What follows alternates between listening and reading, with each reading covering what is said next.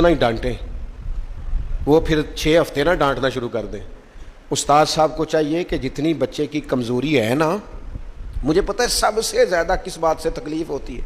आपके बच्चे ने गलती की है, आप अपने बच्चे को डांट लें, समझा लें, आप किसी और के सामने उसकी तजलील कभी ना करें, ये ज़्यादती वाली बात है। आप उसे रुसवा ना करें, बताएं किसी ऐसे शख्स को जिससे आपको उम्मीद है कि आपको मशवरा देगा या उसे समझाएगा, लेकिन गली गली खड़े होकर अपने आप को मजलूम साबित करने के लिए उसकी तौहीन ना करें, ये अंदाज दुरुस्त नहीं है। इससे बच्चों की इंसल्ट होती है, वो कमज़ोर पड़ जाते हैं। हर जगह रोना रोना मेरे बच्चे अच्छे नहीं, मैं बड़ा परेशान। क्या बात कर रहे हैं आप?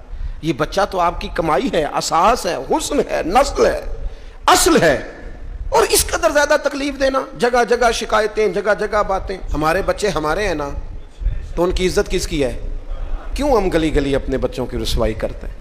क्यों कमजोरियां? और जिनको हम खैर खा समझ के बता रहे होते हैं ना, वो आगे जाके मजे ले लेके बताते हैं, तो नुकसान किसका हुआ? हमारा, हमारे कबीले का, हमारे घर का। ये देखिए जरा, हजरत उमर रज़ी अल्लाह तआला अन्हु मिजाज के लिहाज से सख्त हैं।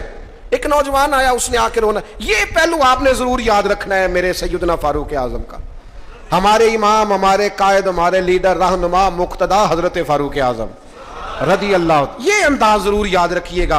हजरत उमर फारूक का ये तबकात इब्ने साद में मौजूद है। नौजवान आया और आके रो ही पड़ा। हज़रत उमर ने उसको रोते देखा तो फरमाया, बेटा क्या हुआ? कहने लगे, हुजूर फलां इलाके के फलां गवर्नर साहब का मसला है, हुजूर मुझसे गलती हो गई थी, मैं शराब पी बैठा था, उन्होंने मुझे दुर्रे भी मारे हैं, फिर उन्होंने लोगों से कहा इसके साथ मेल मिलाप छोड़ दो, कोई इससे बात ना करे। हुजूर मुझसे गलती हो गई, मैं मानता हूँ, पर इतनी अजियत, इतनी तकलीफ, जब मुझे सजा मिल गई, कोड़े लग गए, तो फिर ये अलग से जो सजाएं मुझे दी गई, ये मैं हजरत उमर की बात कर रहा हूँ। मैंने जब ये पढ़ा था तो मैं रो पड़ा था। हजरत फारूक आजम ने उस नौजवान की बात सुनी, सुनो मैं क्या कह रहा हूं, उस गुनाहगार की बात सुनी, उस गुनाहगार की बात सुनी तो हजरत उमर रो पड़े और फरमाया, बुलाओ ना उन गवर्नर साहब को, वो भी बड़े समझदार, बावकार, बड़े आदमी थे। बुलाया और बुला के फरमाया, आपका इस जुर्म पर गुस्सा बिल्कुल ठीक, लेकिन आपको किसने इजाजत दी कि आप उसे इतनी तकलीफ दें? आपने कोड़े मार लिए जो सजा बनती थी, और फिर आपने क्यों करके लोगों से कहा इससे मिलना जुलना छोड़ दें? फरमाया, अब मैं आपको हुक्मन कहता हूं, अगर आज के बाद आपने कोई ऐसा काम किया तो मैं आपको सजा दूंगा। फरमाने लगे, आपने कहा था ना लोग इनसे मिले जुले ना। फरमाया, अब आप ही लोगों से कहें इनसे मुलाकात शुरू करें। जब इन्होंने तौबा कर ली, अपना गुनाह मान लिया, जब इकरार कर लिया, माफी मांग ली, अब सजा का क्या माना हुआ? अब तकलीफ का क्या माना हुआ?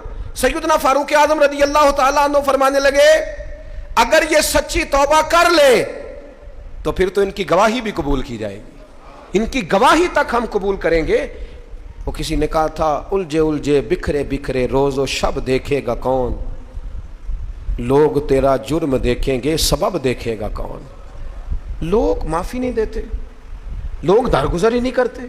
इंसानों से गलतियां हो जाती हैं, लेकिन अगर किसी ने तौबा कर ली, और सही हदीस में मौजूद है, नबी पाक अलैहिस्सलाम ने फरमाया, अगर कभी किसी बंदे से कोई गुनाह हो गया, फिर उसने तौबा कर ली, अगर किसी ने उस बंदे को दोबारा वो गुनाह याद कराया, तो अल्लाह ताला इस बंदे को याद कराने वाले को सजा देगा, मरने से पहले पहले इसे भी उस गुनाह में मुब्तला कर देगा।